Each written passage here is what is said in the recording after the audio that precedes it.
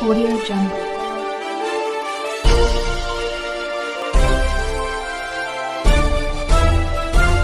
Audio Jungle. ಆತ್ಮೀಯ ತಾಯಂದಿರೇ, ಹಿರಿಯರೇ, ಸಹೋದರ ಸಹೋದರರೇ, ಯುವಕ ಮಿತ್ರರೇ, ಮಾಧ್ಯಮದ ಸ್ನೇಹಿತರೇ, ನಮ್ಮ ಕಾಂಗ್ರೆಸ್ ಪಕ್ಷ ಚುನಾವಣೆ ಪೂರ್ವದಲ್ಲಿ ನಾವು 5 ಗ್ಯಾರಂಟಿಗಳನ್ನ ಘೋಷಣೆ ಮಾಡಿದ್ವಿ. 5 ಭರವಸೆಗಳನ್ನ ಜನರಿಗೆ ಕೊಟ್ಟಿದ್ದೀವಿ. ಇಂದು ನಾವು ಪ್ರಥಮ ಗ್ಯಾರಂಟಿ ಏನು ಶಕ್ತಿ ಯೋಜನೆ ಇದೆ, ಕರ್ನಾಟಕ ರಾಜ್ಯಾದ್ಯಂತ ಮಹಿಳೆಯರಿಗೆ ನಗರ ಸಾರಿಗೆ, ಸಾಮಾನ್ಯ ಹಾಗೂ ವೇಗದೂತ ಸರ್ಕಾರಿ ಬಸ್ಗಳಲ್ಲಿ ಉಚಿತ ಪ್ರಯಾಣದ ಈ ಒಂದು ಗ್ಯಾರಂಟಿ ಯೋಜನೆಯನ್ನ ಇಂದು ನಮ್ಮ ಕರ್ನಾಟಕ ರಾಜ್ಯದ ಜನಪ್ರಿಯ ಮುಖ್ಯಮಂತ್ರಿಗಳು ರಾಜ್ಯದ ರಾಜಧಾನಿಯಲ್ಲಿ ಬೆಂಗಳೂರಿನಲ್ಲಿ ಇವತ್ತು ಉದ್ಘಾಟನೆ ಮಾಡಿ ಚಾಲನೆಯನ್ನು ಕೊಟ್ಟಿದ್ದಾರೆ. ಇಂದು ನಾನು ಜಿಲ್ಲಾ ಉಸ್ತುವಾರಿ ಸಚಿವನಾಗಿ ಇಲ್ಲಿ ವಿಜಯಪುರ ನಗರದಲ್ಲಿ ಎಲ್ಲ ಶಾಸಕರು ತಮ್ಮ ಮತಕ್ಷೇತ್ರದ ತಾಲೂಕಾ ಕೇಂದ್ರಗಳಲ್ಲಿ ತುಂಬ ಚಾಲನೆಯನ್ನು ಕೊಡ್ತಾ ಇದ್ದಾರೆ.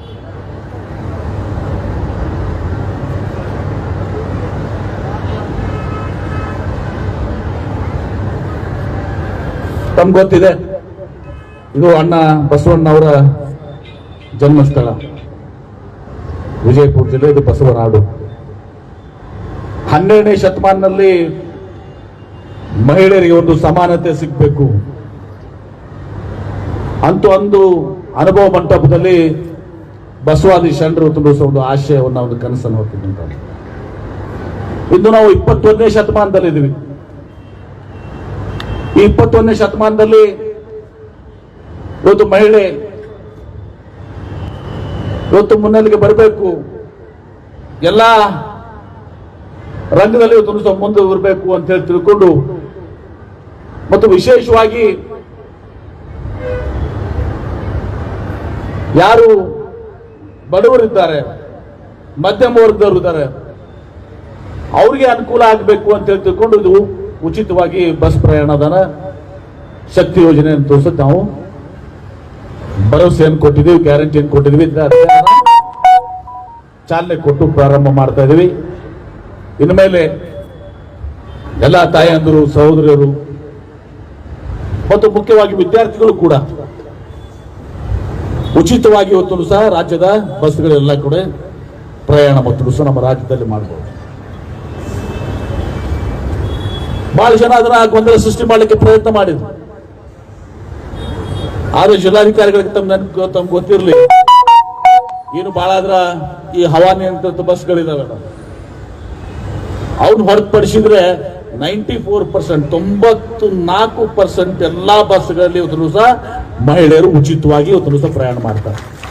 ಅದಿರೋದು ಬಹಳ 6% ಮಾತ್ರ, 6%.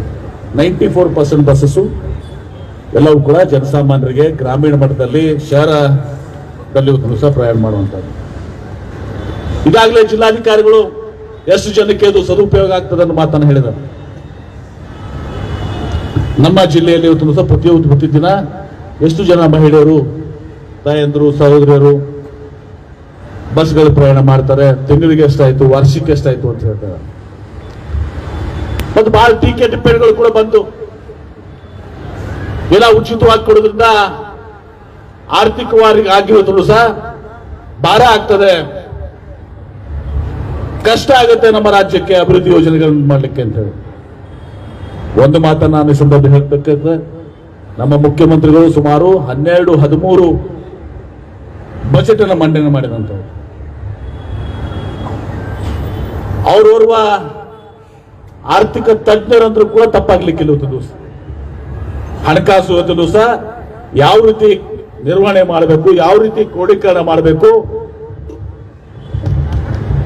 ಯಾವ ರೀತಿ ಎರಡನ್ನೂ ಸಮತೋಲವಾಗಿ ತಗೊಂಡು ಹೋಗಬೇಕು, ಈ ಗ್ಯಾರಂಟಿ ಸ್ಕೀಮ್ಸ್ ಮತ್ತು ರಾಜ್ಯದ ಅಭಿವೃದ್ಧಿಯನ್ನ ನಮ್ಮ ಮುಖ್ಯಮಂತ್ರಿಗಳು ಸರಿಯಾಗಿ ತಿಳ್ಕೊಂಡಂತವ್ರು. ಹೀಗಾಗಿ ಒಂದು ಮಾತನ್ನು ಸ್ಪಷ್ಟವಾಗಿ ಆಗ್ತದೆ, ನಮ್ಮ ಸರ್ಕಾರ, ನಮ್ಮ ಮುಖ್ಯಮಂತ್ರಿಗಳು ಸಿದ್ದರಾಮಯ್ಯನವರ ನೇತೃತ್ವದಲ್ಲಿ, ವಿಶೇಷವಾಗಿ ಅವರು ಹಣಕಾಸು ಸಚಿವರಾಗಿ ಯಾವುದಕ್ಕೂ ಕೊರತೆ ಬಾರದ ಹಾಗೆ ಈ ಜನಪರವಾದಂತಹ ಯೋಜನೆಗಳು, ಏನು ಗ್ಯಾರಂಟಿ ಯೋಜನೆಗಳಿದಾವೆ, ಇದಲ್ಲದೆ ಇನ್ನೂ ನಮ್ಮ ಪ್ರಣಾಳಿಕೆಯಲ್ಲಿ ಬಹಳಷ್ಟು ಬೇಡಿಕೆಗಳಿತ್ತು. ನಾವು ಭರವಸೆಗಳನ್ನು ಕೊಟ್ಟಿದ್ದೀವಿ. ಹಿಂದೆ ತಮ್ಗೆ ಗೊತ್ತಿದೆ, 2013ರಲ್ಲಿ ಚುನಾವಣೆಗಿಂತ ಮುಂಚಿತವಾಗಿ ನಾವು 165 ಭರವಸೆಗಳನ್ನು ಕೊಟ್ಟಿದ್ವಿ. 165 ಭರವಸೆಗಳಲ್ಲಿ 158 ಭರವಸೆಗಳನ್ನು ಈಡೇರಿಸಿದಂತದ್ದು ನಮ್ಮ ಮುಖ್ಯಮಂತ್ರಿಗಳಂತ, ಅಂದಿನ ಮುಖ್ಯಮಂತ್ರಿಗಳು ಹಾಗೂ ಇಂದಿನ ಮುಖ್ಯಮಂತ್ರಿಗಳಂತ ಸಿದ್ದರಾಮಯ್ಯನವರು. ಹೀಗಾಗಿ ನಾವು ನುಡಿದಂತೆ ನಡೆದಿದ್ದೇವೆ. ನಾವೇನು ಭಾಷೆ ಕೊಟ್ಟಿರ್ತೀವಿ, ಏನ್ ನುಡಿದಿದ್ದೀವಿ ಅದ್ರ ಪ್ರಕಾರ ನಾವು ನಡೀತೀವಿ. ಈಗ ಒಂದು ಗ್ಯಾರಂಟಿ ಆಯ್ತು, ಇನ್ನು ಸುಮಾರು ನಮ್ಮ ಗೃಹ ಜ್ಯೋತಿ, ಗೃಹಲಕ್ಷ್ಮಿ ಹಾಗೂ ನಮ್ಮ